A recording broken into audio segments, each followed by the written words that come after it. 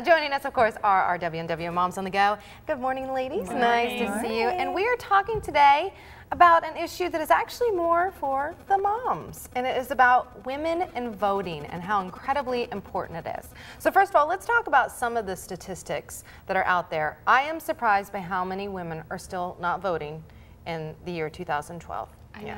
It's a lot. They said in 2010, the census said 66% of women were registered, but only 46 of those voted. Wow. 46%.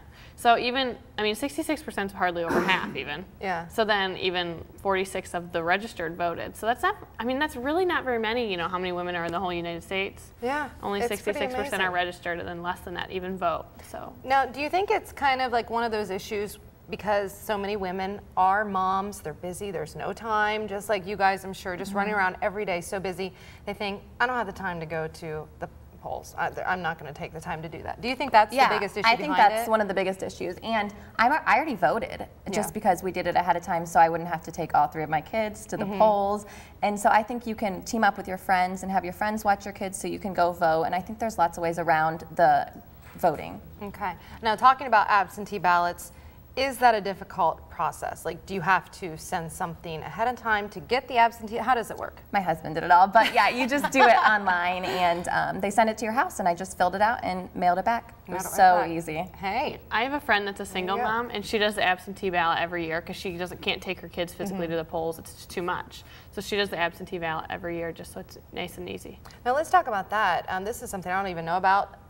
As far as taking your kids to the polls, are you allowed to take them into the actual voting booth with you? Do you guys know? Yeah, I don't think there's anything that says you just take them in there with you, and Yeah. I didn't know if there was some type of rule. So, and you know, that really is a good way for moms to teach their kids the importance of going out there and voicing your freedoms as an American citizen, for sure. And Ohio has actually early voting. So, you know, you can go to your county's, I think it's the courthouse, and you can vote North early. Superior So, Street. Yeah. I mean, there's really no excuse to not vote. Exactly. Especially in this election, because it's going to be so close and it's so detrimental to the future of this country. Yeah, it's really exciting to be in a state where it's really going to come down probably to our state. And I don't think people really realize, you know, so many times people are like, well, my vote doesn't matter because of the Electoral College, but it really matters this year to go out there and register. Both candidates, if you go on their official websites, they really are focusing on women and moms this year. I mean, there's designated, you know, sections that just kind of pinpoint moms and women and, you know, how important it is for us to get out there and vote this year. And I think they're also trying to appeal to women more because they realize it is such a massive force now.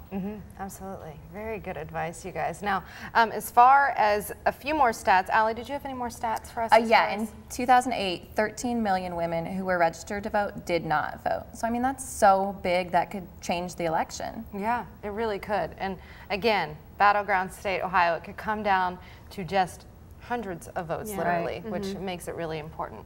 So good. You've already voted, ladies? I have not yet. Are you going to go to the polls on the actual voting day? I will too. Very good. All right. For our second installment here in the 6 o'clock hour. And today, if you're just now waking up, we are talking about the importance of women and getting out there and voting, right? Vote. So first of all, let's talk a little bit about the stats. It's surprising. How many people, again, are registered? This was a 2010 census, and 66% of women citizens were registered, but only 46% of those voted. So, wow, that's not very many. And you have something, is it from 13 million were registered and did not vote in the 2008 election. So that's huge. Election, absolutely. And these days, it's so easy to get out there and vote. I mean, and if you don't want to go on election day, again, election day, if you don't know, November 6th, but if you don't want to get out there and vote, absentee ballots. Yeah. Very Early easy voting. to do. And Allie, you actually We're voting. done that. We've already voted, so I don't have to go anywhere on November 6th. Look at that. Yeah. See, and you again said, and Allie was telling us last hour how easy it is due to the absentee. It was so easy. I think a lot of people think it's going to be a lot of paperwork, but you just go online and say, please send my absentee ballot to you. And they send it to your house. You open it up, you mark the ballot, and you're done. You just send it back. It was so easy, yes. All right. Can you still, I don't know if you can still register to do that though. No, I think that's over. Yeah. So, but you can go down and early vote, I think, at your, at the you can still go county down courthouse. on North Superior Street, Right. and early voting is going until 7 p.m. on weekdays, so just make sure you vote. You know, if you know already that you're going to be busy on November 6th, it's just so important. Okay, now we want to talk a little bit, ladies, about the importance for your kids to see that you're voting. You know, if you're doing absentee, maybe to have your kids just sitting there with you at the dinner table while you're filling out your ballot. Yeah, talk about the importance. Are you guys going to take your kids with you to the polls? I'll probably maybe take Colton. Yeah, because you do have a baby. Your kids are very not young. me, but I mean, we just vote at the high school, and I can literally walk there. So we walk down there a lot. So maybe we'll make it a little day of it. You know, walk down to the high school, vote, walk back. You know.